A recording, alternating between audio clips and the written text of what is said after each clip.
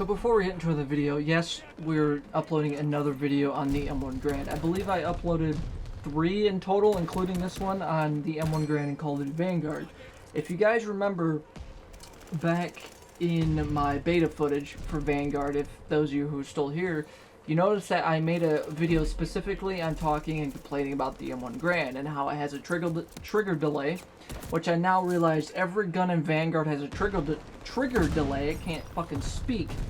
And that's because if you have trigger locks on your controllers, which means it gives you less pull so you can shoot your guns faster and so.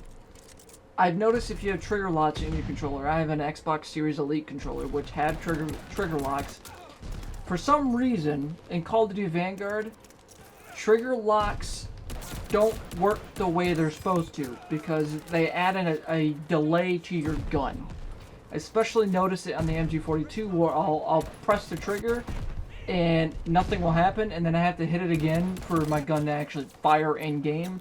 So I don't know if that's still a bug that's been in the game since the fucking beta, or Sledgehammer Games purposely put that in the game so when people have controllers with trigger locks, so like your Scuffs or your Xbox Series Elite controllers, it's hard to do it. I don't know if anyone has a controller that has trigger locks in, like, watching this video. Let me know if you have that problem.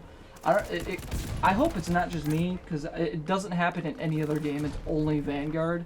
So I think there's either a fucking bug that's been in since the beta still in the game, or Sledgehammer put it in the game purposely. But anyways, as you've seen there, the M1 Garand, for some reason, in Vanguard, is using a Kar 98 bayonet. Now, I put this on Twitter.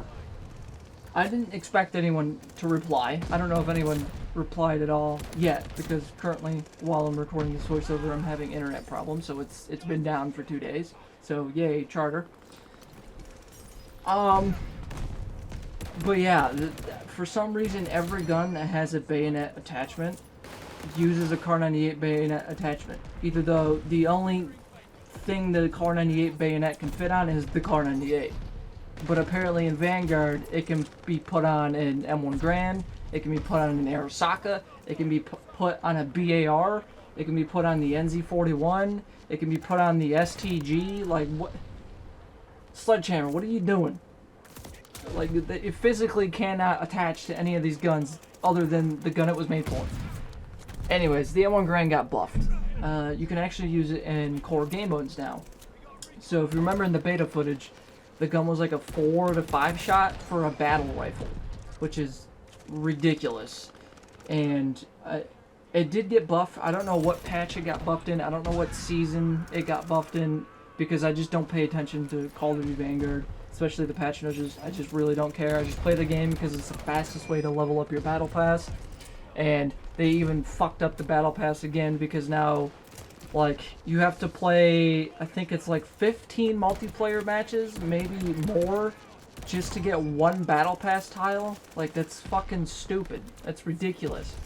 I even played a zombies match where I got to round 35. And I only got 2.5 tiles for the battle pass. Like, I don't know why I call them tiles or tiers.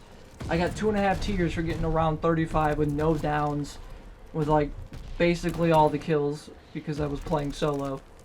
And then I played another match with randoms, 4 players. We got to round 40, and I got 2 tiers, sorry.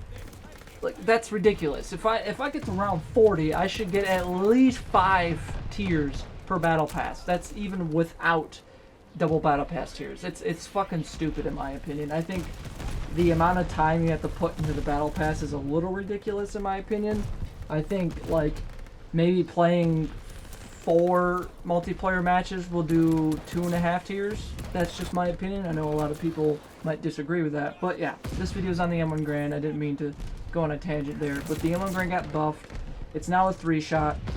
You can now use it in core, and you'll see it in the gameplay where I sometimes pop off a little bit with the M1 Garand against people using SMGs or LMGs, because, you know, Vanguard actually, I believe, is probably the most broken Call of Duty when it comes to balance. Balance in general when it comes to the SMGs, because the SMGs in this game are fucking ridiculous. And they're not going to get nerfed anytime soon because, you know, we're on our last season. I believe Season 5 is our last season, and we got 2 months until Modern Warfare 2, and that's going to be spanned on the channel. Just warning everyone. If you're here for Vanguard, I'm sorry, you're not going to get it anymore. The second Modern Warfare 2 comes out, we ain't getting no Vanguard anymore. But I'm going to stop rambling here. Probably shouldn't have rambled on for too long, but the M1 Garand is one of my favorite rifles of all time. I want to own one in real life so bad because it's my dream rifle to own. But with that out of the way, like, comment, subscribe, ding on the notification bell so you guys know when I upload. And this has been Obsessed with Modern Warfare, and enjoy the M1 Garand montage.